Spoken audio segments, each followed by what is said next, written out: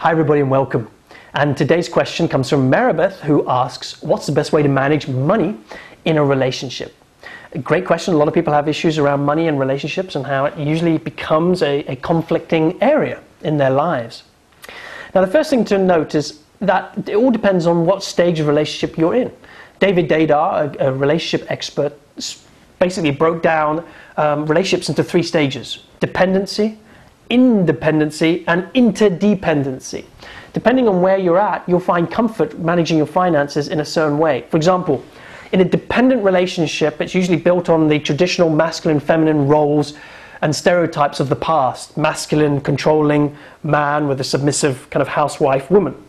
A dependent relationship is kind of addictive in nature. It's emotionally demanding, draining. There's a lot of games, drama.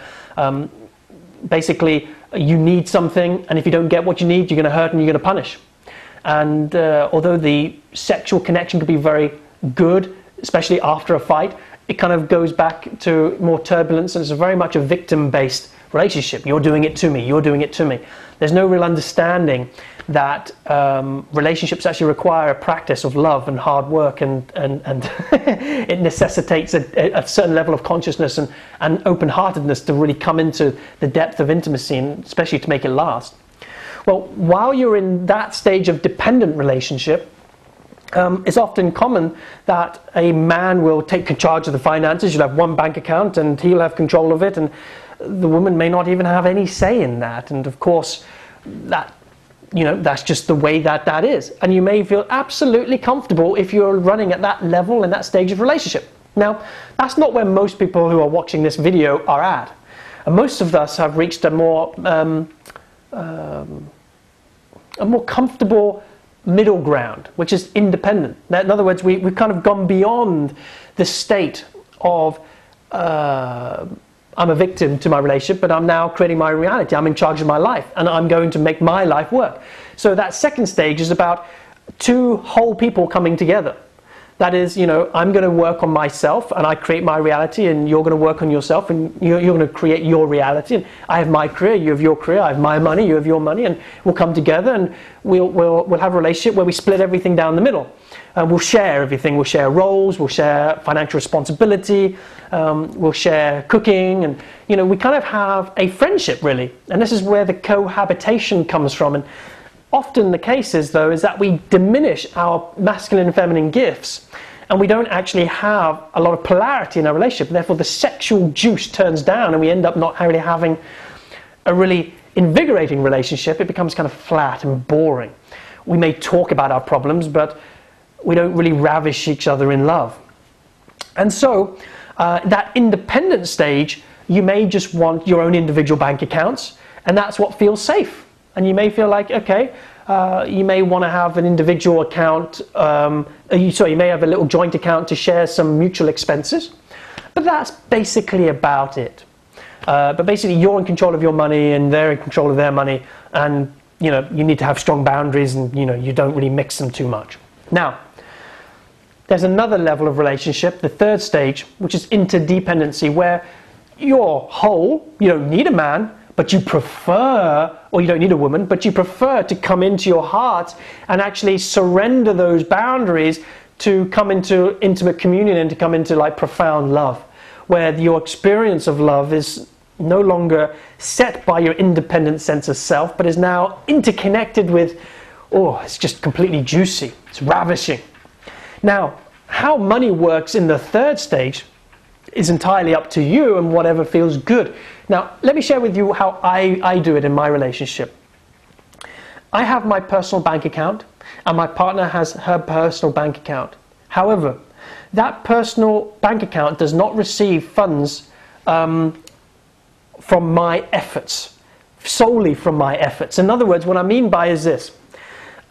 We have a joint account where no matter what we both earn, it just goes into that central account. So in other words, we have this one bank account, and all monies that are coming in from either of us go into the central bank account. Whether we have equal earning potential or not, which of course we don't. My earning potential is far greater than my partner's. So, but it doesn't matter. Whether she contributes 1/10 or 100th of what I bring in, it all goes into one pot. Now, 10% of whatever comes into that pot gets taken out into our personal accounts. Why? Because I believe it adds to polarity when I have my own money, which is used to be able to like take my wife or my partner out and actually pay for my own money as a gift and say, listen, because there's something about that feels so juicy. And there's something empowering about that when I have my own money where I can say, if I want to buy technology and gadgets, which has no interest to my partner, she's not going to feel resentful about that. She's going to feel like, oh God, you're using our money to buy your gadgets, because then I can do whatever I want with the money that I have.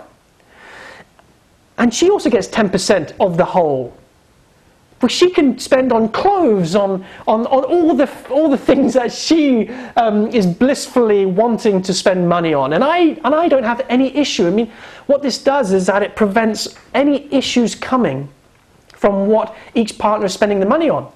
Because at the end of the day, as I said, all the money goes into one pot, and then 10% here, 10% there, so 80% stays in the middle, and then 20% is shared for our own little personal stuff. The rest of it, of course, is used for whether we wanted to invest in something, whether it's to pay the mortgage or the house, or whether it's to pay for joint vacations, or anything that we want to pay for together. So in other words, we share the majority, but we have our little pocket money pots, that where we can just go wild and just spend money on us, for us, or spend money on gifting each other things for Christmas or birthdays, which doesn't feel like it's coming from the shared income. So it gives us a sense of power that this is mine, but at the same time feeling as if we're working towards something together as a whole. To me, it's the perfect balance of financial sharing, because while at the same time having the power of our own monies. And this is so important, because I know so many people who the man's in charge and they have this big joint account, but then the woman has to pay her own way because the man doesn't want to share the finances because he's really scared that the woman's going to take advantage of him. And there's all this craziness in life. And of course, if you're not certain about your relationship, if you're not certain about who you're with, sure, you need to put up some protection.